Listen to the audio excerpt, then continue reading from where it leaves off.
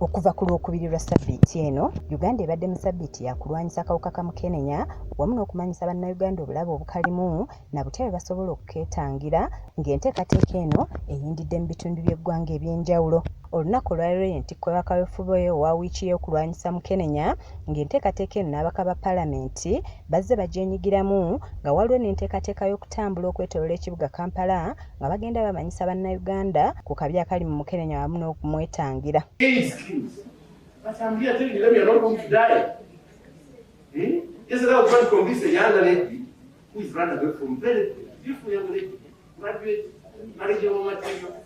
She's on air a bit, fibroid suppressed, but she's running away from everybody who wants to take her because she has a child. I said, why don't you tell them that your fibroid is suppressed? And they told me to add on. Oh, Paul started here.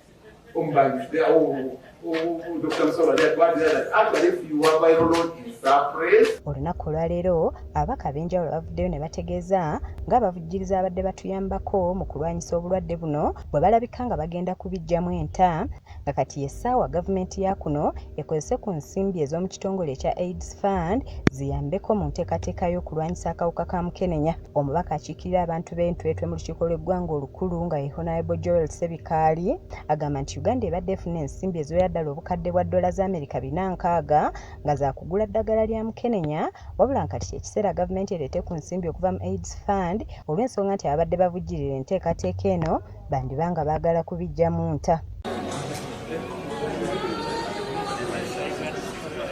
Omubaka Ssenkaali nga y'omu ku batuula akakiiko aka Paalamenti akalwanyisa Mukenenya agamba nti abantu bonna basaana battukize kaweefube okubuulira abantu ku bulwadde buno kuba tewakyaliwo byakulabirako bikanga nga bwe gwali edda. Kati ffenna tulina kudda ku kyekimu nga kye bakola bano, ffenna tukole ekintu kyekimu nga twogera HIV akyaliwo abantu basobole okuba nga bategeera nti Mukenenya ayinza okuba ng'akoze eki nga waali. Ekyokulabirako abaana b'essomero batya mbuto okusinga HIV oba mwali mukigendereddeko n'afuna olubuto naye ng'ate HIV takikoze eki takitutte kubanga talaba akenenye talaba akoze. Ye atwala ekitongole ekimanyiddwa nga Value Added Girl Initiative nga ye Rita Jessica Seruwu era nga y'omu ku bali mu kaweefube okulaba ng'abaana b'obuwala bamanyisibwa ebikwata ku kirwadde kino ekya Mukenenya.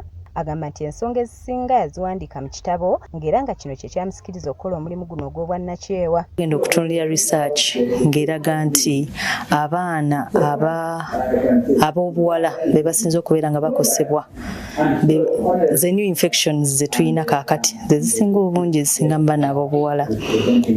Nze nga nze omu nazaalibwa maama omuto, maama eyali omuto myaka nga 14.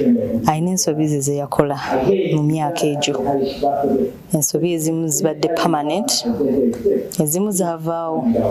Naye oluvannyuma lw'okutuula ne ndaba obulamu bwa mama wange ne ndaba obulamu obwange nga nze, nalowooza ku mwana wange nze gwe nzadde nga ninjagala omutangira obutagwa mu nsobi ze ezimu nze maama we ze nguddemu oba jjajjaawe ze yagwamu.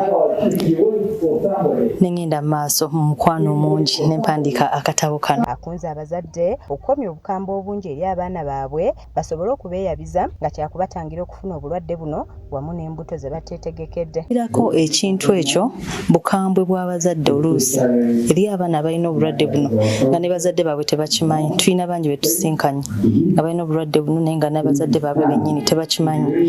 Abazadde bakambwe nnyo.